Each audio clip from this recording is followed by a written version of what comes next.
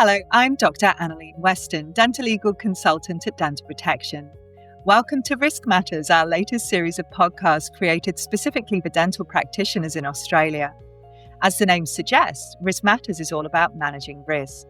And in this podcast series, we'll be taking your feedback and queries and putting them to leading industry experts, getting them to answer the difficult questions about managing risk and working safely. It's all about what to do when managing risk matters most. So in this edition, we're thrilled to be chatting to Dr Kaejenn Tchia about all manner of things. So hi, Kaejenn. Hi, Annalene. Thanks for having me.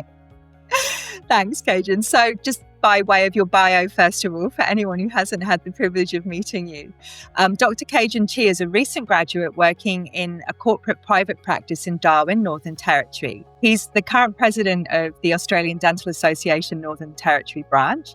And he's also served leadership positions for Bupa Dental Corporation, including the Clinical Advisory Panel, Clinical Procurement Committee, and the Graduate Committee, and currently the revamped Dental Advisory Panel.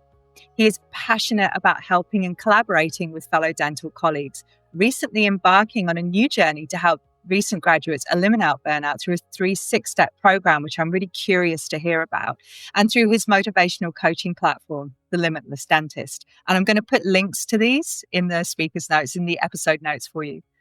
Kaejenn is a member of the Colgate Advocates for Oral Health editorial community and hopes to use this platform to raise awareness of the importance of mental health in dentistry and provide some mindset tools which can help his colleagues unlock their next level of growth and success. So thanks, Kaejenn. That all sounds amazing. And thank you so much for joining me today. Starting from the beginning, I'm really curious about your actual dental journey. So I appreciate that you're a reasonably recent graduate and you're probably the most recent graduate I've spoken to on RiskMatters. So you probably remember dental school far better than old crusties like me. So I'm super curious about your dental journey. So what drew you to dentistry? Why JCU? So are you happy to tell me all about that? Absolutely, yeah. My dental journey actually started in high school because I have a very unique full circle story where the very practice I'm working as a dentist now, Annalene, is the practice I started as a junior DA in year 10 of high school. So I'm a born and raised Territorian, and when I was thinking of pathways, I'm very grateful that I have an older sister who did medicine because I was considering a healthcare pathway because one thing I wanted to do was be able to help people, and healthcare was a great translation of that core value. But when I saw how hard my sister worked as a doctor or even in medical school and night shifts and not a lot of autonomy, I thought I want an office-based lifestyle. So I considered dentistry. And in year 10, you have to do a 1-week work placement to understand what working looks like or feels like. And I did my 1-week placement at the practice, which before my principal dentist sold to Bupa, we were called laser dentistry. And the week after or during the week of my placement, I basically made a decision that I was going to become a dentist because there was one case that drew me to the industry. And it was, I remember it clearly like it was yesterday. Dr. Ong, who was our principal dentist, was delivering a new full upper denture for a patient who hadn't smiled in 20 years. And she broke down crying with joy because it was the moment her life had changed forever. She was smiling again. She had getting employment again. And that really made a big impact on me because I was like, oh my God, I didn't think that a healthcare profession could have such a profound impact on a person's individual quality of life. And so I fell in love with dentistry, I guess, at that moment. And it was very fortunate that they were also hiring junior dental assistants that were like high school students to come and basically help after school. So in those years of year 10, 11, and 12, I worked about twice a week after school. But then during school holidays, I was pretty much working full-time hours like Monday to Friday and also some half-day Saturdays as well. And that was really good for me because I got enough industry experience that kind of I knew which career I was really going into. So there was definitely no naivety about going into dentistry. But it just allowed me to also understand what the future would look like after I become a dentist as well. And because we had a we still have a 10-chair surgery, so it's a pretty big operation. We had like 4 or 5 different dental associates in my time that I got to work with, a hygiene team with hygienists and oral health therapists. And so I got to work with different types of dental professionals as a dental assistant, kind of really learning about the craft. And so when I then graduated high school and was looking to apply for dental schools, because my sister is also a fellow JCU alumnus, and she went to Townsville for medicine, being a born and raised Territorian, I don't do well, Annalene, with winter. And so one of my criteria for dental school was I couldn't go somewhere where in the dead of winter I would freeze my little socks off. So that was There when goes Melbourne. there goes Melbourne. And I got into La Trobe, but I was like, Bendigo winter, no thank you. Not for me. So I was really grateful that I got accepted into Cairns, which is James Cook University. And because I already Yeah. knew the caliber of the education through my sister, it was a no-brainer. So that's what really made me move to Cairns, which was also close to home too. And also tropical weather. I call Cairns the better half of Darwin, which is basically all of the similar weather, but you get the ocean on one side and the reef on one side, and you get the beautiful mountain ranges. Yeah. Did my 5 years there and then graduated and moved straight back home to Darwin.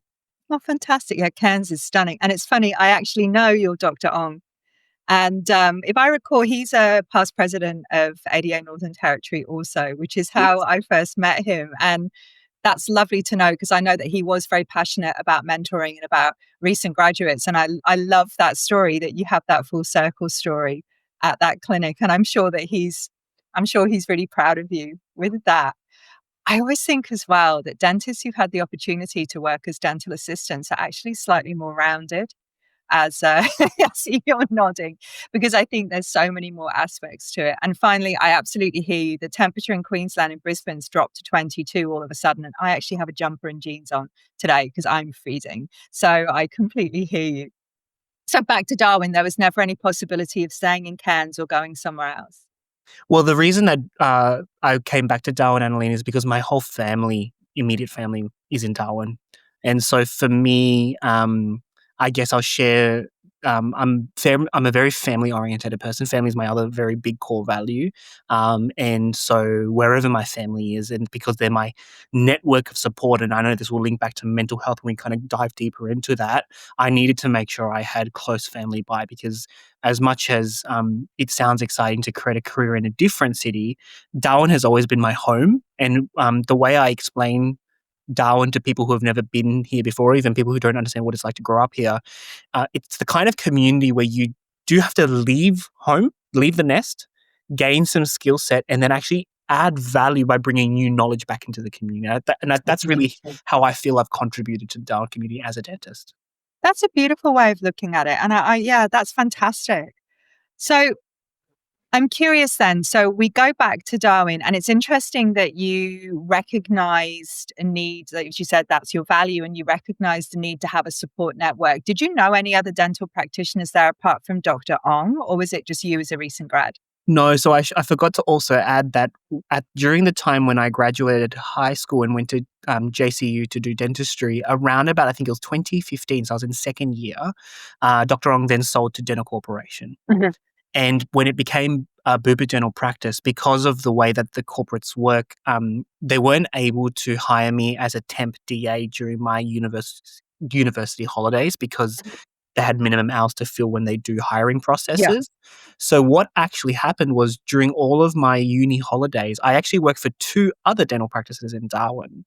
And that was a really great insight because I got to see 2 different smaller operations compared to the practice I'm out now at. But it gave me an insight into how different practice systems work, and gave me also an idea of who do I want to work for when I graduate and move back home to Darwin. So it gave me a really great network of potential employers or people I wanted to collaborate with and partner with when I became a dentist. And that really, helped me kind of decide, I think, of all of the 3 practices I had the privilege to work with, I really enjoyed the kind of culture as well as the setup of the current clinic that I'm now at. Oh, that's fantastic. That's interesting. It's good you got to try a couple. One of the problems we commonly see, and I suspect that you would have recent graduates reach out to you about this from time to time, is people getting in toxic work environments. Mm. So we commonly found, and it was a real problem about when your cohort graduated, that recent graduates would get 1 or 2 jobs, maybe 2 days here, 1 day here, 2 days here, say, and they'd cobble together some full-time work across more than one practice, and then essentially expand, move into the one they had the best time or the best money or the most patients, depending on what their values were. But what we would also find is that some of them would get stuck working in clinics where they were desperately unhappy for a whole variety of reasons, some of which I think would be interesting to explore, and feeling really trapped. And certainly around about the time your cohort were graduating, we were definitely seeing a higher level of what I would call mental and emotional distress or anguish in recent graduates than we'd seen before.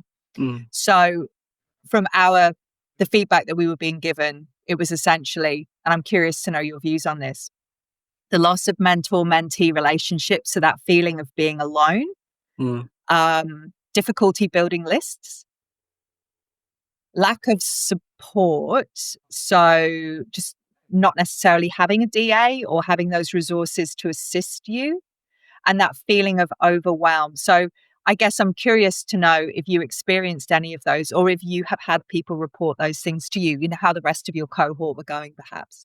Yeah, so you are right, Annalene, that I have heard that feedback and those testimonies from many different years of cohorts since I've graduated. In terms of my personal experience, I'll actually share because, and this is kind of my tip to anyone who's listening to this podcast of how to solve the problem too, because I actually believe it is a responsibility of a dental professional to actually expand your network right from the get-go when you're a dental student. It's that classic adage of all of the opportunities in your life generally, and if I really reflect on all the amazing things I've been able to achieve in my life thus far, it's always been based on whom I've known, not about what I've known, because what I know only represents a basic standard of knowledge that many people also share. But people will usually like to hire and collaborate based on character basis of who you are and whether you're in alignment of their philosophies and their thought process, then less about whether you are the bee's knees of dentistry. And so I think because of the fact that early on I've always been a bit of a social butterfly, I guess you could call me that. I've always had a knack for just always networking with people and in a very, and I will share this, you also have to do it in a very genuine, authentic way because people can always smell when you have an agenda. And the way I think about networking, because sometimes people go, oh, but Kaejenn, I'm an introverted person. And that's fine. Introversion has actually nothing to do with networking, I believe, because you can still be an introvert and be a great networker because it's actually understanding the purpose behind networking. And the way I think about it is you're developing friends in your social circles that if you have the right relationship, you never know when you could work together in a professional capacity. And so I have this philosophy of just making friends with different people because you never know when that relationship or interaction could provide a mutual blessing. And so I think it's actually imperative that all dental professionals put themselves out there to network, to expose themselves to different people, different thinking, because you never know out of some of those really authentic conversations of you just being you and sharing what you're passionate about or insightful about and what you love about dentistry, you may find a match with someone else and that could be your future potential employer. So I would say that when I got my job at Bupa Dental Casuarina, I was really lucky that I still to this day have never done a proper job interview because throughout my dental schooling, I made it a mission of myself every uni holidays to actually just show up to the practice, show my face and say hi to the team. Say hi to Dr. Ong, say hi to Prelly, my practice manager. And just let them know, have a quick conversation, ask them how the practice is going. And my photos, by the way, were still on the wall. So when I actually went to go apply as a dentist, I went to the back of the tea room and my photos of when I was in high school were still on the wall. So it was like I was coming home, right? I was grateful that Dr. Ong created a job for me. So at the time, the oral health therapist that we had on the team had actually left. And Dr. Ong said, I'm going to create a job for you, Kaejenn. We're going to create a position for you as a new general dentist. We're going to give you all of the new patients, but it's completely up to you of whether you keep those patients of how well you serve them. And that was the disclaimer I got. So that was really the job interview. He asked me like 3 basic questions as a formality, but he said, the job is yours. We're going to give you the contract. You can start when you sign the contract. So I started on January the 14th, 2019.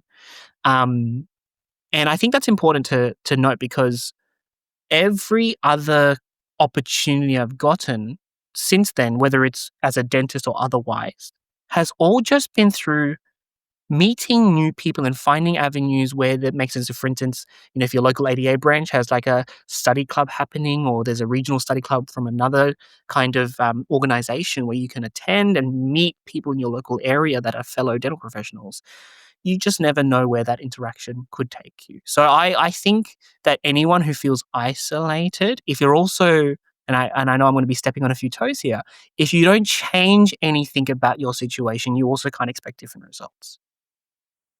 I don't disagree with that. And I think you're beautifully encapsulating a concept I've been considering a little bit, called the concept of Shoshin, which means beginner's mind. And the reason that I've been considering the concept of Shoshin is because I'm training for my next belt in karate. And one of the problems when you're a junior in karate, you expect to be bad at everything and you try and just learn all the time. And then I want to go for my brown belt. So I'm getting quite higher up. Now, bear in mind, your karate journey doesn't start till black belt, so I've still got a long way to go. But I'm getting further up in the dojo, becoming a more senior belt. And what you tend to find is that people no longer have that beginner's mind. They no longer see learning in everything. If they have to go right back to basics, they can become frustrated about it because they feel almost like it's beneath them, or that they should know, or they feel embarrassed if they don't know. And just listening to you talking then, I think one beautiful thing about recent graduates, while you don't have the experience yet, what you do have is Shoshin. You do have beginner's mind. So you will put yourself out there and network and make friends and say, I don't know about this. Can I come and watch? Can I come and watch you in your clinic? Can I come and watch you take teeth out on your day list? Whereas a dentist who's perhaps 10 years out may not feel as comfortable putting themselves out there. They may feel perhaps that there's an expectation that they would already know. So I absolutely agree with you. And I think at any level of your career, but as a recent graduate, it's really important to make connections with all your local specialists as well, because if something goes wrong, those are going to be the people that you need to turn to. And if they've never heard from you before, while they will still help you, you'll feel a lot more comfortable if they can put a face to a name, I think. I agree. Yep. Yeah. So specialists in Darwin, actually, I know you of some traveling specialists that go up there. Are there many specialists situated in Darwin currently? No, we're really struggling for specialists. So Mm. we're in a really unique situation where most of the general dentists are required to almost be kind of super GPs, Yeah. have a broad range of skill set. So we have 2 local orthodontists who are amazing. We have 1 local periodontist who's also Mm. amazing. And then we have some visiting perios, I think, from Queensland, and in the past used to be from South Australia. We have 2 visiting endodontists, I believe 1 from Victoria, 1 from South Australia. And we used to have a visiting oral medicine specialist, but Mhm. Amanda, who's just had a little baby, Yeah. is obviously focused on her little one. So we're looking to hopefully reinvigorate a brand new visiting oral medicine specialist. And then we've also got 1 local Max Fax and Wow. 2 visiting Max Fax as well. Yeah, it's a lot, isn't it? You're actually better resourced than I had hoped. I think that that's good that you have got so many people coming in. But of course, that having worked in a regional area myself, the problem with visiting specialists is you have to wait for them to come. So I know that you speak about an oral medicine specialist. I remember I had a patient, I took some teeth out and sent them to the prosthetist to have a denture made. And they came back to see me maybe 3 months later. I'd taken out some lower anteriors. They came to see me maybe 3 months later because their denture wasn't fitting and the prosthetist kept adjusting it and they couldn't get it to fit. Took their denture out and essentially they had a growth through the sockets where I'd taken the teeth out. And yeah, I knew what that was. I didn't need to be an oral medicine specialist to know what that was. But then you've got to wait. And luckily, our visiting specialist came every 10 days, 2 weeks. So we got in as quickly as we would have got in, I suspect, if we'd been in a city. But it's that waiting can be hard, particularly if you displaced a tooth or something terrifying like that. So January 2019, interesting time to graduate. So what was your first year like? Oh, it was a roller coaster ride. And the reason why I say that is because it sets up my burnout story, which happened Mm. 18 months into my career. Because one of the problems that I hadn't considered, or so not problems, the thing I hadn't considered was my entire life was as I call it, a chess game to become a dentist. That was the only focus I had. But the problem was once I graduated, I had no plan of what was next. I just knew I wanted to be a dentist, I knew the clinic I wanted to work at, but there was no concept of what kind of dental career do I want to have. No one had ever asked me that question before. And so what happened was I was going with the flow. I was seeing new patients, lots of experience. And I will say that I do understand what it's like to have not the mentor you need at the time. Because one thing I've learned to appreciate is that while there are many people who want to offer mentorship, I think, and I'm going to just say this because I believe this from the depth of my conviction, it's an overused term. I believe that unfortunately people don't understand how much of a responsibility being a mentor actually means. Because a real mentor is not someone who just comes and bails you out when you're in trouble. That's one aspect of a mentor. But a real mentor who is willing to accept the full responsibility of a mentor, I believe, is someone who cares for the welfare of the entire individual, not just the clinician, but the person behind the clinician too. And also knows the style of mentorship that is going to best suit the mentee. Because I've learned that there are many different mentorship styles. And I found that I was very grateful that because there were 3 senior associates, including Dr. Ong, in my practice, I had the ability to turn to different mentors for different things that I needed. However, when I experienced my first clinical mistake, that was when things started to spiral. So the very first clinical mistake I made, which I know everyone has made in their career at some point, was my first lower molar endodontic case. And I hadn't really done a lot of endo. And I managed to separate 2 size 10K files in 2 separate canals. And thankfully, thanks to our endodontic colleagues, they managed to actually remove the files and bypass and get a really great result. And this is another reason why I believe, Annalene, you need to know your specialists and be able to communicate well to them and have a baseline relationship with them. But at that moment, I thought I had caused abhorrent trauma to this patient. Like I thought I have completely ruined this patient's life. And I think that is deeply rooted in something we all have as dental professionals, which is perfectionism. Because Yeah. if it wasn't done perfectly, it's not good enough. And And good enough for who, Kaejenn? Good enough for the for me, patient? For you? good enough Good for enough me. for you? Nothing about the base, not to my standard. Interesting. I don't disagree with you. I just, Yeah. I'm fascinated. And so when that happened, rather than taking what I call the growth mindset now of saying, how can I learn from this and improve? I said, I never want anything like that to happen again. So what did I do? I never did endodontics after that. And then the next thing happened. I broke a tooth, as we all do, Of course you did. and I pushed a root into a sinus, as we all Of have course you done did. before. And I said, I don't want to take out any molar 3-rooted teeth anymore.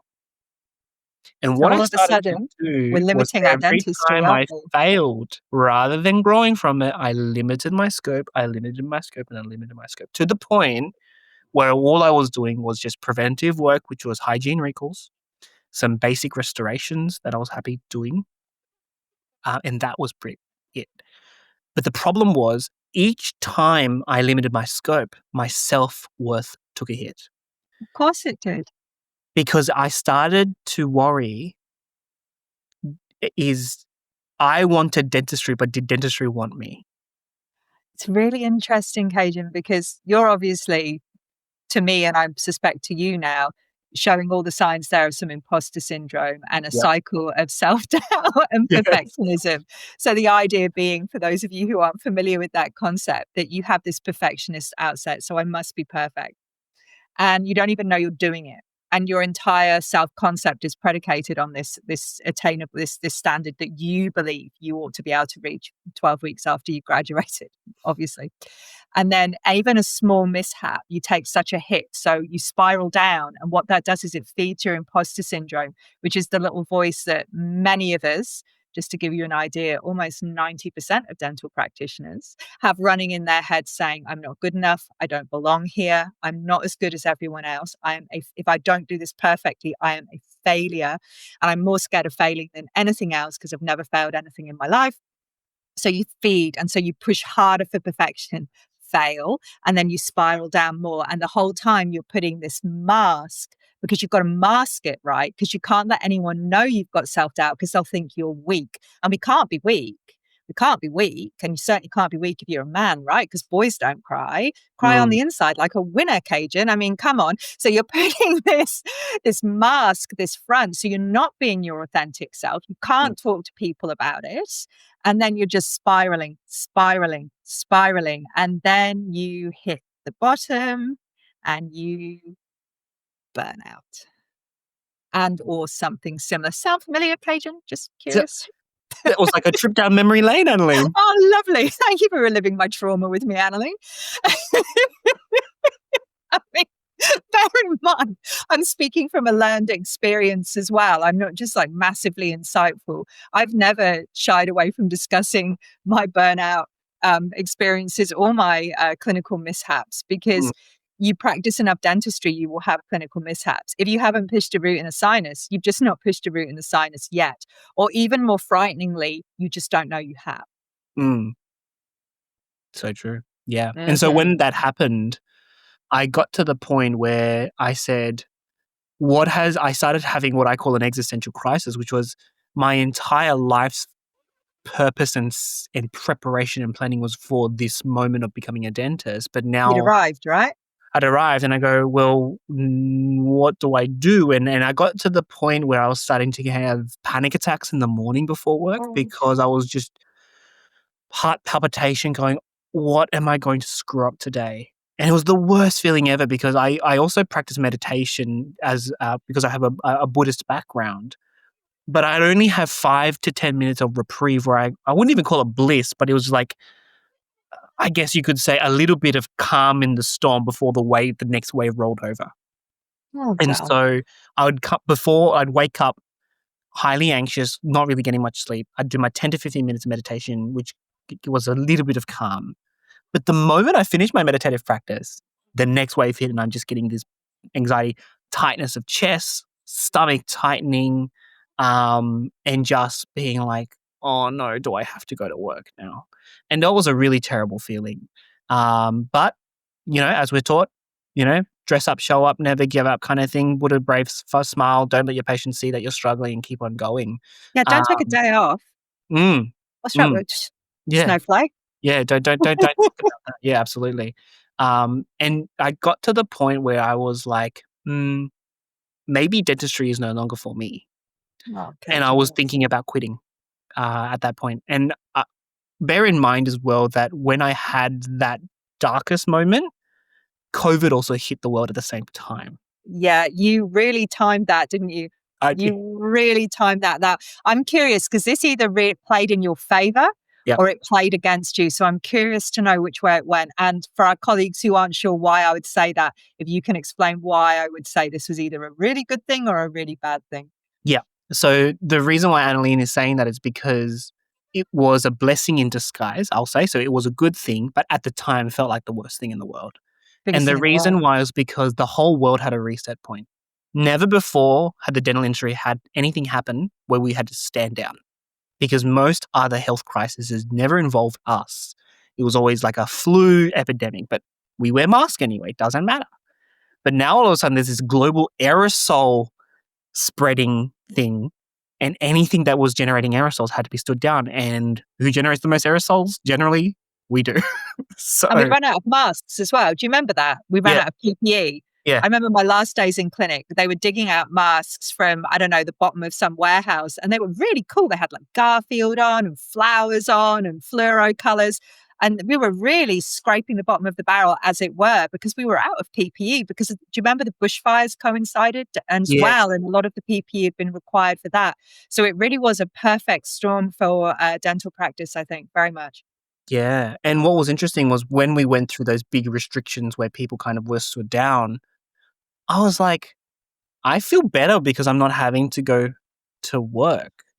But that was also a bad thing. Or when I say a bad thing, I was like, hang on, but if I'm only miserable at work, that's a big problem too, because I have to fix that. Because unfortunately, there's going to come a time where I do have to go back to work. And so, but I think it was a forced reset point. And I'll explain why I believe it was a blessing in disguise, because I think it forced the world to slow down for the first time. And because we slowed down and some of us to a full halt, all of a sudden we actually had time to actually reflect and contemplate where is our life right now and what's important to us. I think at that moment, because unfortunately many people lost dear ones to COVID, and I think it just put into perspective of what's actually important in life. Is it just career only? Or is there more to life than just a career in the 9 to 5 of what you do? Absolutely. And it's interesting because I absolutely agree with you. From my perspective of someone who worked for dental protection, we were in the office on Friday. And then on the Monday or Tuesday, when the lockdowns and everything, we had an idea they were coming. People were ringing, asking what it meant for their clinic. And we literally had all the data up in real time because it was being updated so quickly. And it was one of the busiest periods we have ever had. So absolutely agree with you this moment to sit down and reflect. But from our perspective, we were taking more calls, more queries. And what we were overarchingly getting from people was there was the sense of panic, the sense of loss. People were really worried about what they were going to do about their staff, if they couldn't afford to pay their staff, if they couldn't afford to pay their bills, the stress and the strain. But I also absolutely agree with you. It gave people the gift of time Mm. to reflect. And I know a number of practitioners who used that reflection time and came out of COVID very, very different clinicians or in a very, very different career. Yeah. And during that time that I had that time to think and ponder, I began to ask myself the question, was it all of dentistry that I wanted to quit, or was it simply clinical dentistry I wanted to quit? And that was a really interesting question I began to ask myself, because I was at the fork in the road. You certainly were, weren't you? And And young, if you don't mind me yeah, saying, young to hit very that young. fork. Mm. But I'm grateful it happened that early on, because it's been the greatest blessing and transformation in my life, and I'll explain what I mean by that in just a few moments. At the fork in the road, I had two options: quit dentistry and go into a completely different career. Now, the problem is I had also purchased a house in March of 2020, and I now had a mortgage. And that was also another thing that was like, that was either the smartest or the dumbest decision. It was actually the smartest decision because it's been an Yeah. amazing investment thus far. However, I was like, if I quit dentistry, I need to ensure I replace the income that is either level match of what I was earning as a dentist, because I now have financial responsibilities that are just not something I can just say, oh, I'll figure it out later. And so fork in the road one was quit dentistry, go into any other industry. But then I asked myself the next question during self-reflection, which was, what happened because I didn't deal with the mess I'm experiencing when I experience failure and imposter syndrome, or like I run into struggles in that industry? Do I just burn out again and quit and then find the next thing again? That's very insightful of you, particularly for someone so young. There's a couple of things which I've loved everything you've said. You can tell by the look on my face, but there's a couple of things I've absolutely loved. One of them is your insight that is it all aspects of dentistry, because I think that when we're unhappy with our job, we can see it as this blanket, everything's rubbish. And actually, if you think about it, it's not. Mm. And then the other thing is this idea of yours that is this the job, or is this perhaps something about some tendencies in me when things don't go to plan or the way I was expecting, and my coping mechanisms? So if I react like this in this situation, will I react like this in a different situation? That is incredibly insightful. Most people don't think that far. I'm loving this for you. Well, I have to thank my mother and my sister because I was raised by two very self-aware, introspective women who grounded self-awareness in me from very young. So I've always been a very naturally self-aware person and more of an emotional man where I'm very in touch with my emotions. And I'm very grateful for that because it has empowered me with the greatest power I believe on earth, which is vulnerability. But so the other fork in the road I had was do the harder work of figuring out why am I having these symptoms of anxiety in my clinical performance, my self-worth.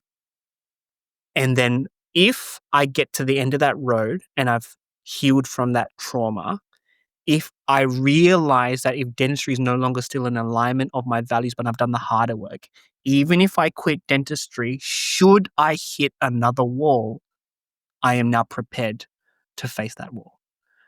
And so I chose the second path of doing the harder work. Now, what did that look like? At that time, it's really important to recognize that I, being not only a male dentist, but an Asian male dentist, the stigma within the Asian community of mental health is very big. We don't talk about our emotions in terms of mental health issues because you suck it up, you just work hard. Because our parents went through tough times, and so we need to learn how to go through tough times too.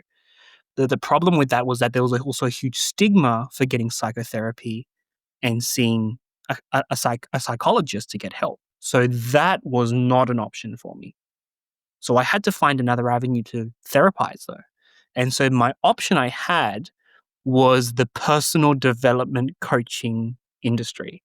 So I basically, around the time of COVID, Tony Robbins was doing this thing called the Breakthrough Challenge. And he did it free for the whole world and did it via Zoom. And it was a 3-day thing on Facebook. And so I subscribed to it and I attended, and basically it was a 12-hour live recording that you could rewatch for like 24 hours maximum afterwards. And I attended, remember, one session, and because I was just like, so like I had already started to go back to work and I was still feeling really clinically low about myself. So I just said, heck, I'll just tune into whatever this stuff they're talking about. What was interesting in that one window of me just, exploring some of those aspects of what they were talking about in that breakthrough challenge, and it was a lot about understanding what your identity is, what are your core values, and what's your purpose, like what excites you about life, what do you want to create? And I was like, I was starting to see light at the end of the tunnel of hope, and I'm like, I don't know what this is, but this feels good. It's a different feeling I've not felt in a long time, which was essence of joy again.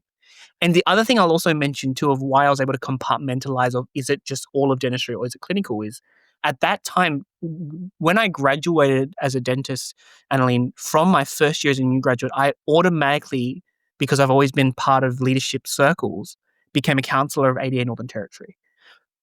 And so because I was already in the ADA NT Council in the midst of my burnout, what was interesting is on the very same day, I would feel clinically low and depressed about me as a dental professional seeing patients.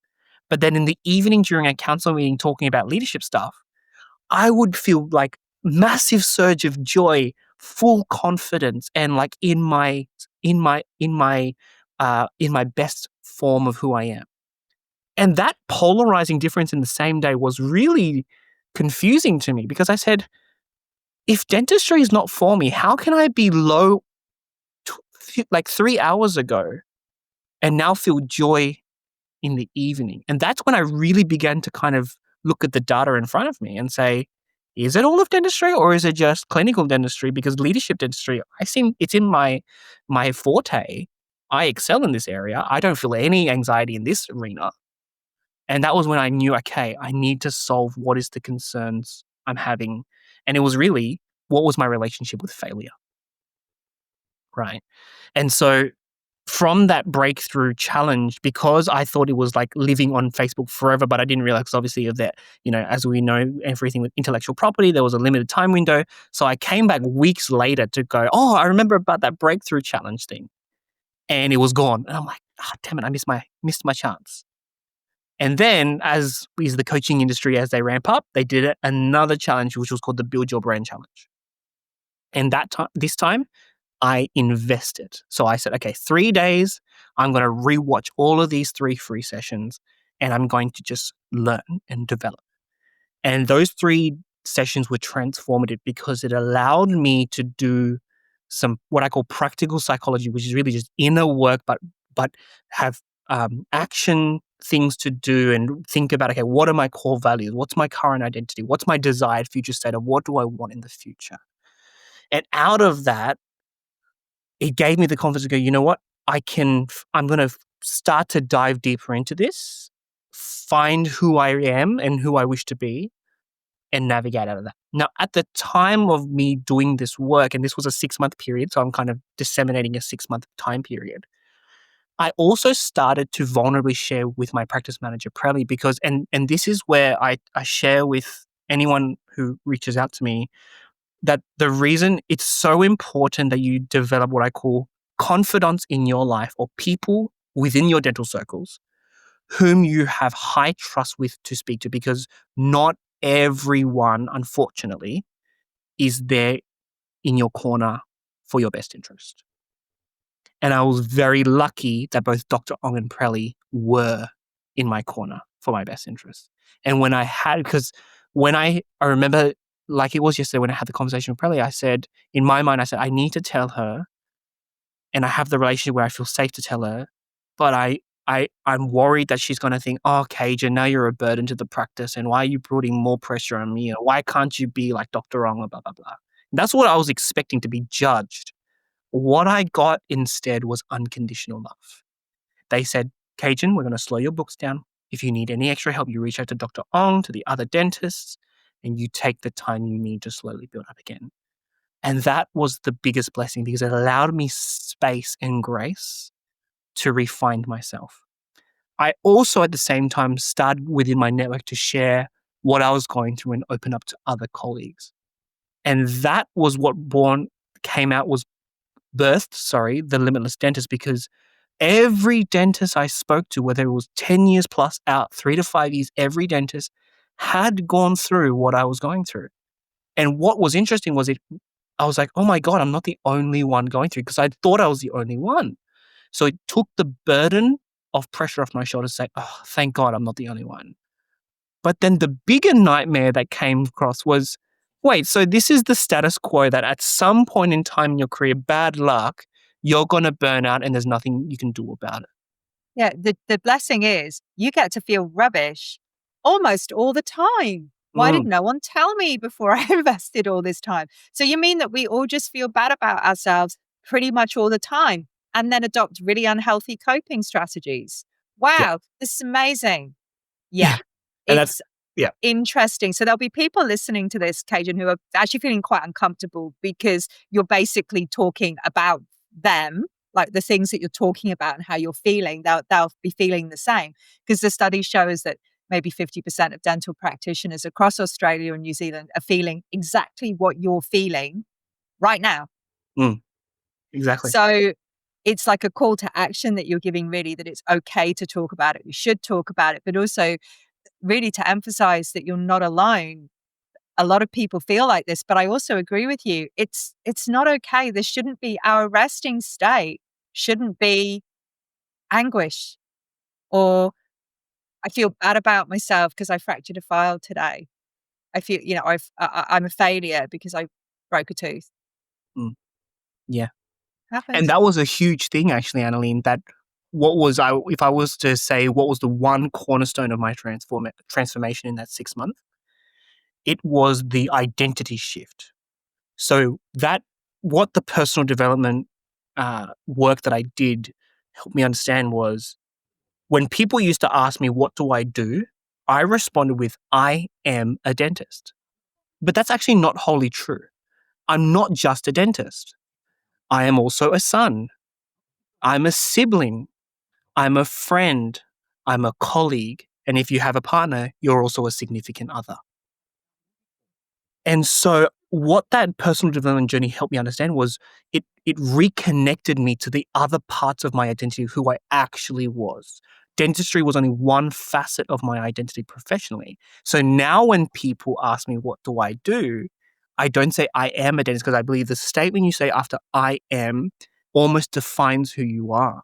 And the problem was when you say that I am a dentist and that's 100% of who you are, when dentistry no longer goes well and it's got to happen, now it's I'm going wrong rather than dentistry is going wrong because I am a Yeah. dentist. I love that. And you're talking about self-concept there. And it's something fascinating that we see with, I've talked about this before, though possibly not on the podcast series. One of the things that as a dentolegal consultant, which is my primary work role currently, that I find really upsetting is when we have very experienced dental practitioners who've given time to the community for a really long career and serve their community really well, and something will happen, for example, an infection control breach, and they realize that what they need to do to get to where they need to be in contemporary standards, there's too big a gap now. They've fallen too far behind for whatever reason. And then they choose to give their registration back to the regulator rather than go through the moment of having their registration taken because they want it to be on their own terms. And they're fine with that right until the I am moment, because all they have been, all they have ever been, all they identify as, and they feel it's been taken away from them. They feel great shame.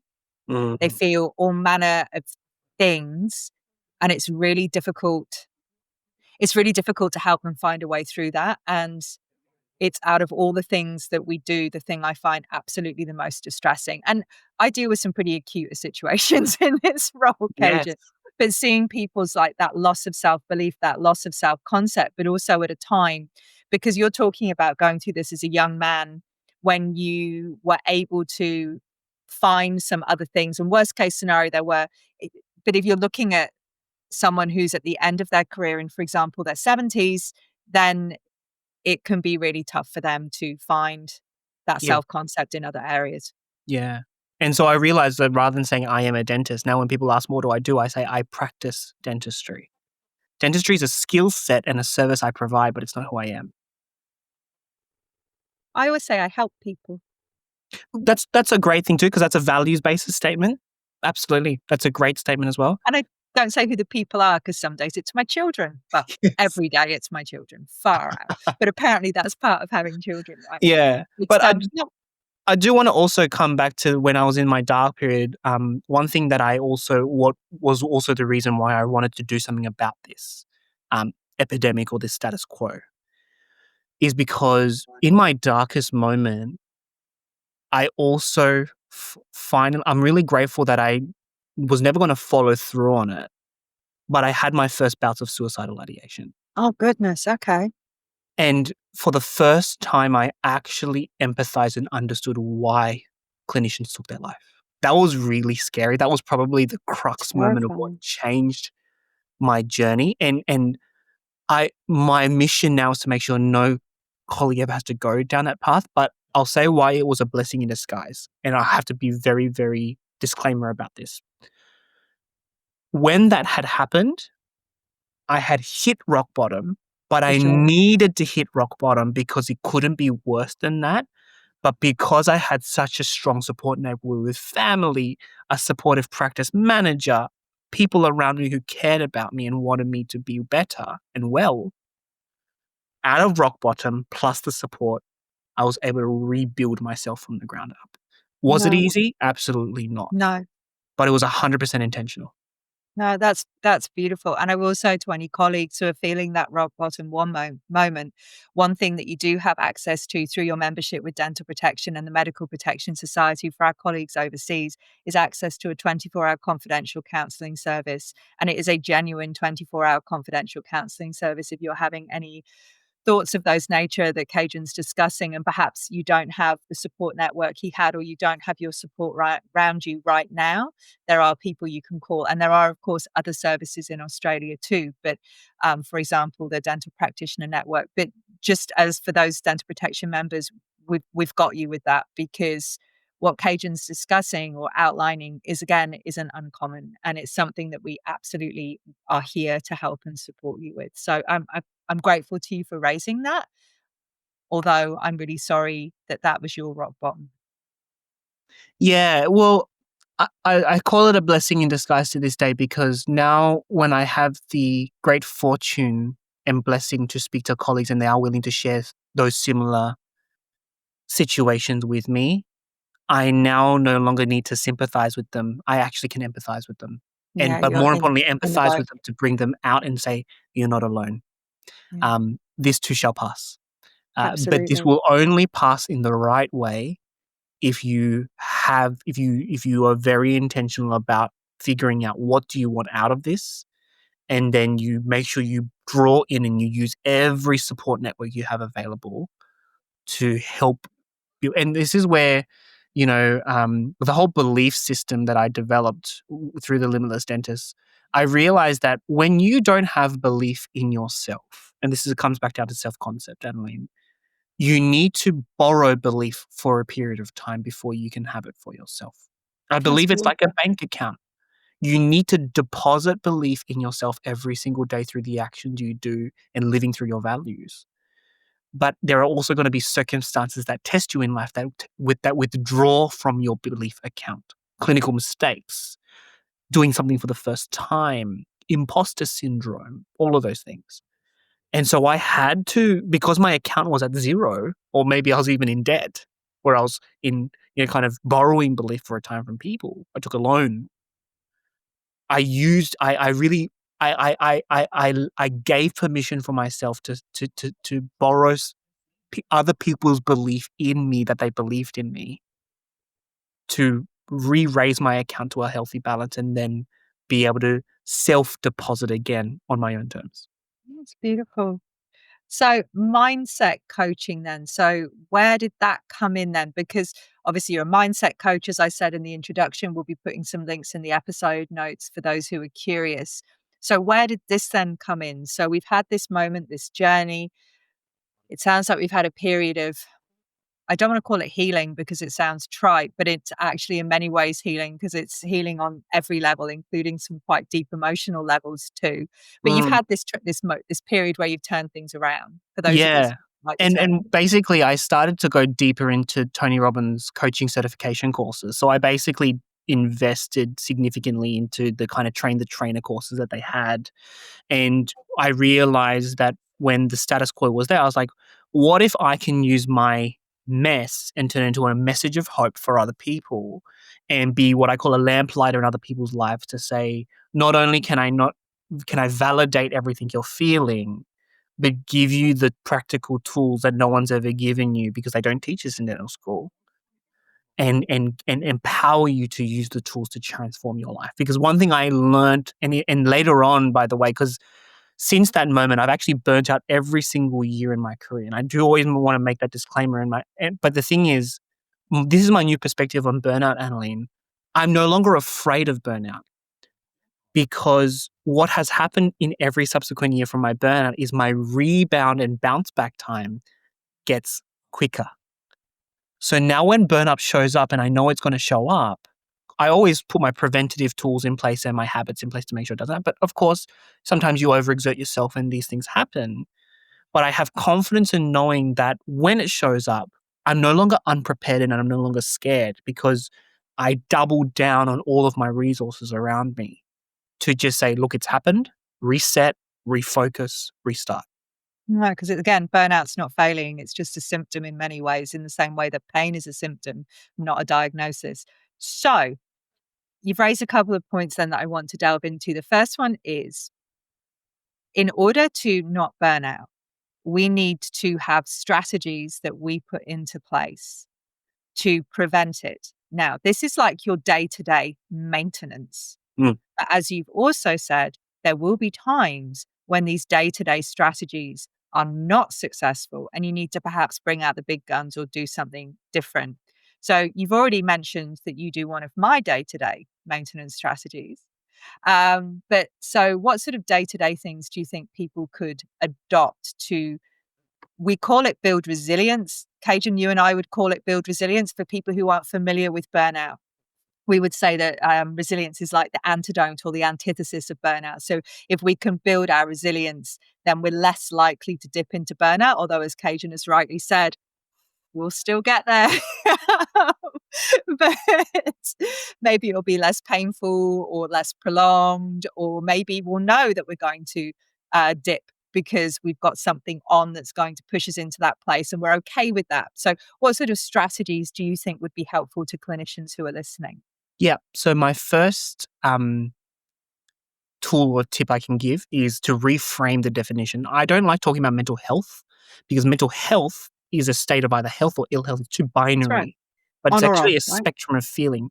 I like to use the term mental fitness because, like with our physical fitness, we know that if we don't keep our bodies healthy, we lose the fitness and we lose the capacity for our body to exert certain movements and perform well. So, like our mind, to stay physically fit, you need to exercise and move your body regularly. To keep your mind fit, you need to make sure you're engaging your mind holistically in different areas. And this is Love where, that. when we talk about fitness is all comes back down to habits. Now, I'm a huge personal development reader. That's what has fueled me for the last 5 years since my burnout journey. The number one book I can recommend that everyone should read in their career or life is Atomic Habits by James Clear. Because learning how to habit stack and learning how to break down your life into simple habits is really honestly the most powerful tool you can use in your arsenal. I will say that rather than on a day-to-day basis, I guess I can share from on a maintenance perspective, there is this concept of winning the morning to win the day. So a morning routine for me is very, very imperative to my day. So my morning routine is about an hour long and usually consists of the same tasks.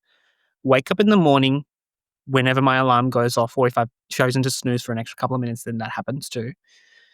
Brush my teeth, go to the bathroom, do all that kind of stuff to reset my body. And the very first thing I do is I go straight into 10 to 15 minutes of transcendental or incantational meditation. After my incantational meditation, I make my coffee. Now, why do I say make my coffee? See, many people make the coffee, put it in a travel tumbler, and they go. No, in my morning routine, I slot 15 minutes to sit down, enjoy sipping my coffee with my breakfast, and listen to the birds in the garden. I love that. Now, I'm going to share my morning routine with you. So, as a working mother, my morning routine is get up, do the things to get myself ready for the day, drag two teenagers kicking and screaming out of bed, make school lunches, make breakfast, get shouted at, oftentimes shout back, and walk the dog and the dishwasher, laundry, because I have humans who are reliant on me to keep them alive. Then, when I've deposited them at the school bus stop, so Um, I will, funnily enough, also make my coffee and just have that. I probably only get 5 or 10 minutes, but just have that moment, because otherwise, what happens is I drag that stress and drama of having teenagers into my day. So, bearing in mind that we touched on moments ago, I deal with some quite traumatic stuff. So, people will ring me up quite traumatized. So it's no different from when you're in clinic. If you're not in good shape and people come in not in good shape, you may not be best placed to help that person that day. There may be other clinicians who are in a better position to help them. It's the same in my role. If I'm not in a good frame of mind and you ring up distressed, I'm not really going to be able to help you necessarily because my mindset itself isn't right. So the reason that I raise that is because what I've done is I've created a window of time between the stress of being a working mum, which a number of people listening to will be able to relate to, but it doesn't have to be being a working mum. It can be whatever stress, and then starting my day. So I've created a window of time where I've just said, we switch this off. We'd call it a third space. It's something we've talked about before on the podcast series. I will also say that when my children were younger, I used to cry most days in the car on the way to work. I know, it's sad, isn't it?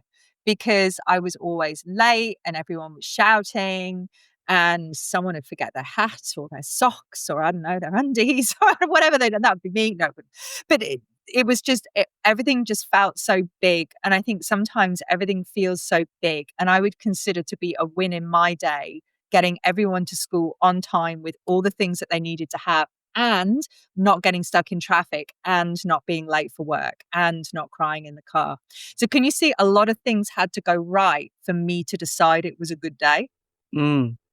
And so you look horrified, Kajan. No, I don't. So I was going to just say, Annalene, um, I know when I haven't scheduled, and I won't say the word, well, I don't actually schedule this, but I know when I haven't had a good crying session, because I think it's so therapeutic to cry it all out.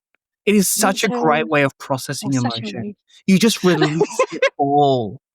You know what I mean? You deplete the tank of all of that negative emotion, but because you're transforming what I call cognitive into visceral, so you're turning into a kinetic movement. You're expressing the hormones that are literally coming out of your lacrimal ducts.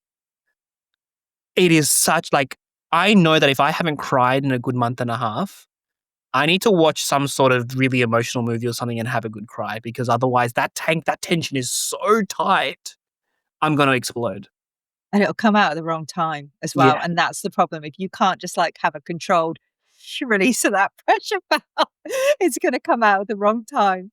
But I guess success isn't necessarily calm. You have to work within the rhythm of your day.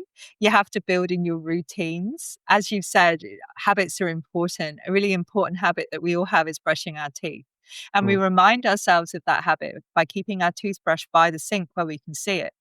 If we kept the toothbrush in the garage or in a cupboards, it would never happen. So if there are habits that you're trying to build for your mental or physical fitness, making it easy and removing barriers like having to find your trainers if you want to go for a run, it's going to make things so much easier. So making it easy for yourself, and then being kind to yourself if that day maybe you're not going to go for a run, or if that day maybe you are in tears in the car on the way to work, and that's okay. Maybe your children did forget their homework. There's learning in everything for them too. So true. And the other thing that I've also begun to do is, so from a day-to-day maintenance, as well in the evening, I schedule, because I do a lot of things in my evenings outside of dentistry. 6:30. So I have taken habits to what I call the next level, which is where I'm very time managed and time priority managed. So I live life by my calendar. What do I mean by that? In my eyes, and I learned this through some of the books I've read, that if something is a priority and a core value of yours, if it is not scheduled in your calendar, you are not actually prioritizing time for it. So 6:30 to 7:30 p.m. every weekday and weekend evening, no one can take my time, because that hour is reserved to have dinner at the table with my family. That's beautiful. It's an important ritual we have in our home as well.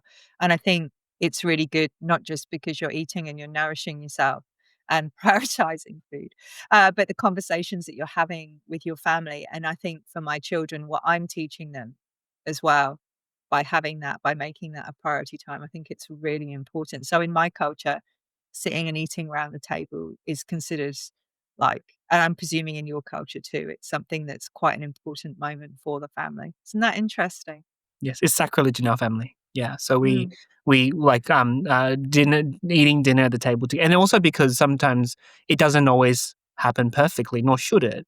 But as long as it is a priority in my calendar, then that is the minimum standard requirement of my day. So I talk about winning the morning and also having a wind down procedure of some yeah, evening habits as well. that's beautiful. The scheduling's interesting. I would choose not to live. If I had the choice, I'd like to be free, but I have to schedule things. Otherwise, other people schedule things for me.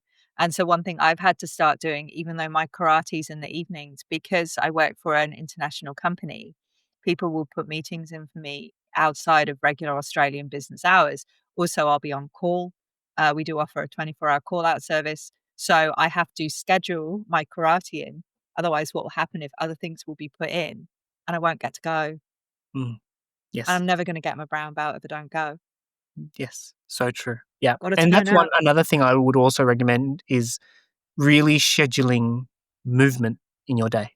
And I specifically use the word movement and not exercise because any form of movement, whether you enjoy it or not, but what's more important is you just make sure you move your body in some form is very healthy for you. Yeah, one thing I learned recently is, when you're really just not feeling it, you just don't want to go and do it. You don't want to go to the gym, or you don't want to go to karate, or you don't want to go for a swim or whatever. Every workout, even the ones you don't want to do, has value. And I hadn't ever thought about that, because sometimes you go in and you can't do what you can usually do because you're tired or whatever. But every workout actually still has value. And I thought, isn't that interesting? Even the ones you don't enjoy, even the ones you didn't want to do, you're still building towards a goal. Mm. I think in psychology, they have a reasoning for that because so the way I think of it is I encourage people to, if it comes to exercise and fitness, physical fitness, I talk about a challenge worthwhile. So what I used to do, and I've since changed my habit, but very recently or in the past few years, I used to run a 5 kilometer run either on a treadmill or outside once a week. Wow. I And can't run. and if someone asks me, well, actually, Madeline, that's another great thing you just mentioned because so many times we say I can't, and it's not true. You can run, you just probably just choose not to, and that's okay. Oh, no, no, I really can't. I'm quite unco. But That's okay. That's okay. We all have to start from somewhere. But if someone was to ask me, Kaejenn, do you love running? The answer is no. I hate running. But the question is, why do I do the 5 kilometer run? The mindset behind that is because it's a challenge worthwhile. Every kilometer leading up to the 5 kilometer, I want to quit and I want to stop. But there's this amazing moment that when you actually persevere and you hit the finish line, you earn two things. You earn your self-confidence because you finished what you started, but you also earn your self-respect because you followed through on your own word. And that, I believe, is the basis for building self-belief and self-conviction and self-concept. As long as you follow through on what you said you were going to do and you are self-accountable to yourself, whether any other third party was not accountable to you on a day that griped you a specific way, I always, where possible, try to follow through on myself. If I say I'm going to do it, I try to follow through, even if I you don't like sound like my you sound like my sensei. You do. This is what I feel like. I'm talking to my sensei, because he would say exactly the same thing. He would. It's like I'm having a conversation with my sensei. I'm being deathly serious, because this is exactly what he would be saying to me about my karate journey. Because, yeah. Anyway, enough about my karate journey. It's really on my mind at the moment because I'm so desperate to go up to the next grade. And it's it. interesting because it is no different from anything else that we do. Do Yeah. you think I think I'm good enough? I don't think anyone does. Do you think I think that anything I do will make me, because you'll practice, right? The more I do, the better I'll get. The more I do, the more opportunity I have to make mistakes, just by the law of averages. And how do you think those mistakes will make me feel? Like Okay. So anything. I've got to start making some choices, right? I've got to start making some choices to have some growth mindset around those mistakes and see them as opportunities to improve. Okay. So in karate, the mistakes are public. So you make a mistake as a dental clinician, and actually, you're the only person who knows. Mm, Every dental practitioner has that moment when they push a root up into the sinus, for example, and time slows, and they will literally hear the blood rushing through their head, through their ears. And you have that moment where you have to tell someone. And some of our colleagues will actually choose not to, mm, or will consider choosing not to. They will always tell in the end. They won't just try and conceal it. And then they'll be cross with themselves for the fact they considered not. But it's a normal stress response. Just, it's okay. You're going to do the right thing. You're going to do the right thing. Okay. Then it becomes public. You fail in the dojo, everyone sees. That's a whole different part of your journey then. mm. So Because true. then we've got to talk about some humility there as well. Mm, yeah. And I think public failure is the greatest character builder. Oh, I've got some character from karate, I'll tell you. So Don't funny. worry. But no, it's true. It's Yeah. true. Yeah, absolutely. So, some things that we can do as we've discussed, some mindset things, some day-to-day things. So you've said that you're enjoying the experience of burnout annually currently. I wouldn't say I'm enjoying the experience, but I'm no longer afraid of it when it shows up and I'm prepared for No. it. And I think that's really positive. One thing I found curious when we first met is for quite a young practitioner, you've already developed quite a portfolio career.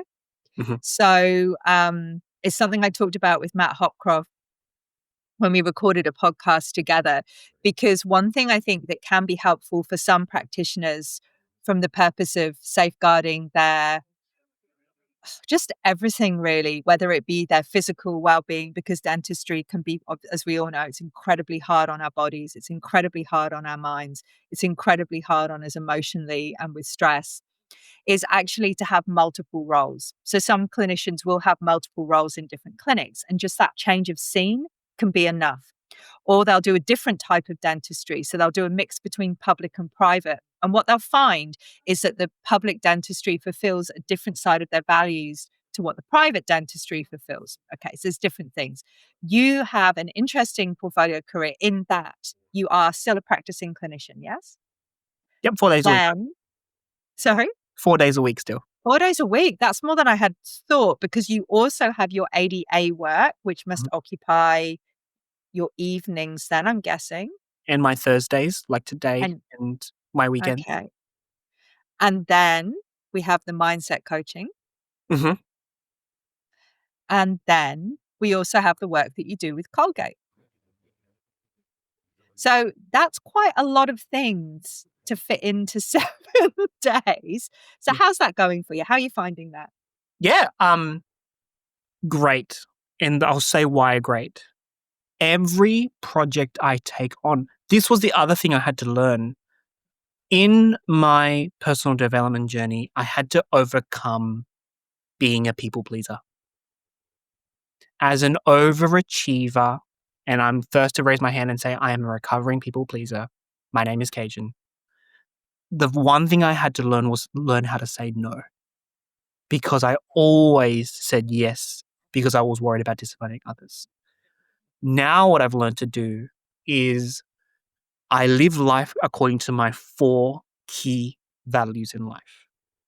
So every project I say yes to, every collaboration I say yes to, has to be good with 4 important things in my life. It has to be good with my faith. It has to be good with my family. It has to be good with my fitness. And it has to be good with my finances. If anything that I'm looking to do overtly violates one of those 4 core values, it is an automatic no, no matter how lucrative the opportunity may be.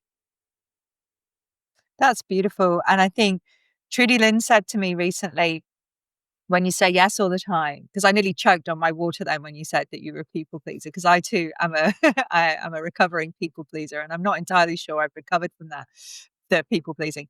But when you said, she said to me, whenever you say yes to something, you have to think about what you're saying no to. And it was one of those statements that people say to you that it really, really, really resonated with me, because I think that I mentioned having to put time in my calendar after hours to do something that's really important to me. So what will people do then is they'll put time in so it will take away from my family, say. Mm, And so it's something that I've really had to learn, that it is okay to say no and to set boundaries. And when I'm saying yes, what am I saying no to? yeah, yeah. And so so all the things you've listed in my, I guess you want to say CV or portfolio of what I do currently outside of clinical dentistry, it is it's a juggling act. It's a weekly juggling act of reprioritizing what's key for this week. So if I'm needing to travel for any particular of my hats that I wear, then there'll be less clinical time in that week as a dentist, and there'll be more active time in those roles when I'm traveling for something. If I'm not traveling and I'm based in Darwin for the week, it's 4 days a week as a clinical dentist, and then on my Thursdays off, kind of maintaining other hats as I go. But it's funny because as we're recording this episode, this is actually my last day as president of the 18 Northern Territory Branch because we're having our AGM tonight. And I'm really looking forward to my next adventure, which is handing over to the next generation of leaders, but being that mentor to foster and support and upskill them so that they can shine in their best light. Yeah, that's beautiful. And I'm excited for you and I'm excited for your next adventure because you've given such good service. But as you said, now you'll just serve in a different way. And I think that it's a really, really positive way to look at it. So, Kaejenn, anything else you would like to suggest for colleagues for techniques? So when we've reached burnout, things we can do to perhaps bounce back? Mm. So, in terms of some of the big gun tools you need to have, so we've talked about some of the small steps. It took my second iteration of burnout to call dental practitioner support, and then go and see a therapist for the very first time. And the therapist I saw was phenomenal. I engaged a psychology practice called Mind Check HP. I'm not sure if they're still around, but they're Brisbane based. But I was looking for a psychology practice that specifically focuses on health professionals. So I found one in Brisbane called Mind Check HP. And I did it all over Zoom, but for me, it worked because I was so used to a video conferencing layout where I can still build relationships and have authentic conversations but in front of a camera. But that kind of 3-month stint with my therapist was another evolution in my transformation journey because having those tools when all of my existing tools no longer worked, and this is another thing to talk about. It's always important to always add tools to your toolkit, not just rely only on the tools you have in your toolkit. Because as we all know, before they invented the Makita electric drill, everything was manual based. And the manual screwdriver may not be the best tool for the job if the electric one is going to do it quicker. And so just like our mindset and mental health or mental fitness tools, we need to evolve our tools over time too, because we might need the bigger tool to do the job more efficiently when it is a crisis point than the smaller tool that maybe can be used as a maintenance day-to-day tool. So psychotherapy or therapy and counseling was a huge shift for me. The second tool is a holiday. Now, I know that's that's going to step on some people's toes because crazy enough, and I can't believe I'm going to say it because it's important for me to be vulnerable here and truthful. This year was the first year in 6 years of my dental career outside of forced leave from COVID and forced shutdowns and stuff and being sick for periods of time.